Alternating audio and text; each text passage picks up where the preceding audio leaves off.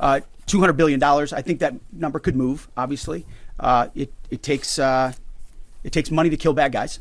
So we're going back to Congress and our folks there to ensure that we're properly funded for what's been done, for what we may have to do in the future, ensure that our ammunition everything's refilled, and not just refilled, but above and beyond. I mean, President Trump, as he said, rebuilt the military in his first term, didn't think he'd use it as dynamically in his second, but he had. So thank goodness he did that.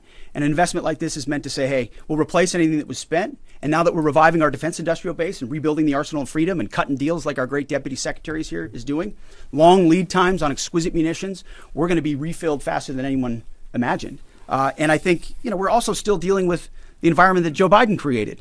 Which was depleting those stockholds and not sending them to our own military, but to Ukraine, which is every time we reach back and look at any sort of a challenge we have, it goes back to, well, send it to Ukraine. Ultimately, we think this should be these munitions are better spent in our own interests at this point, and this kind of funding bill is going to ensure that we're properly funded going forward. We'll take